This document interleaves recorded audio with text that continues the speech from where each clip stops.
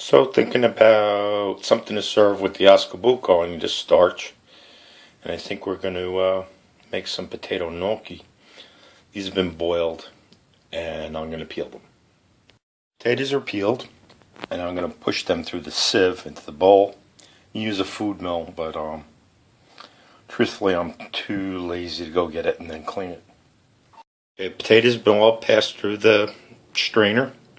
We're going to flour the counter and start making our gnocchi. So a decent amount of flour on the counter. The riced potatoes on top of that. Then we're going to dump more flour on. Pretty much like that. And you see we made a well. That's where our eggs are going to go. We need a little salt too. I cracked a couple eggs in the well. I'm going to start incorporating them. And just keep on working them in, and working them in, and working them in. Little at a time. A little more flour. Pretty much like you make any other pasta. And I guess you could do it in a blender, but I've never done it like that. I'm afraid that it make the potatoes too gummy. For a decent amount of kneading, I have a nice soft dough. I just floured it and I'm going to let it rest for a little while. After we rest the dough a little bit, it gets rolled out into ropes, snakes, I don't know what you would call it. I still have a bunch more to go, but I just wanted to show you that. Have them all rolled out. And next we'll cut them, but first I'm going to try a little bit. Gnocchi for breakfast, why not? And truthfully, if they don't come out good, I'm going to throw it all in the garbage, no matter how much work it was. Delete the videos and don't tell anybody about anything. There's the rest. I'm going to try and do this one-handed so you can see what I'm doing. I'm just going to cut pieces like that, make little pillows, and then roll them with the fork.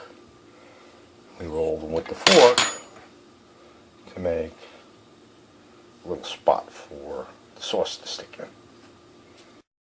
Sample batches in some boiling salted water.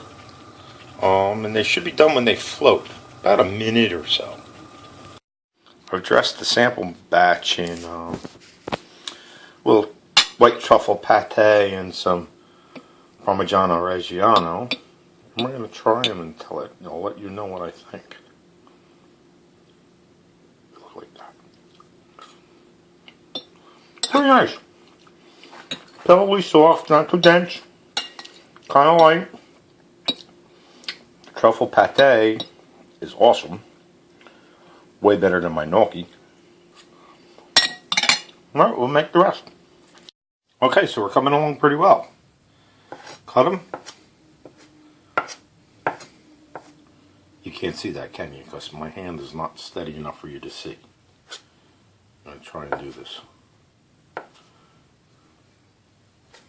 so the camera can get it.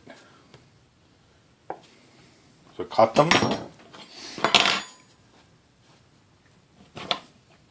And then roll them with the fork.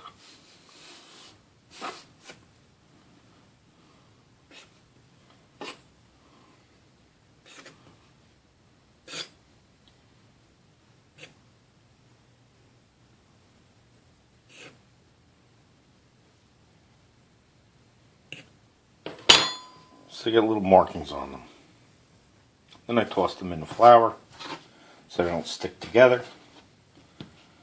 And we're going to put them in a pile and let them dry out a little bit. Worthwhile project. A decent little pile of gnocchi.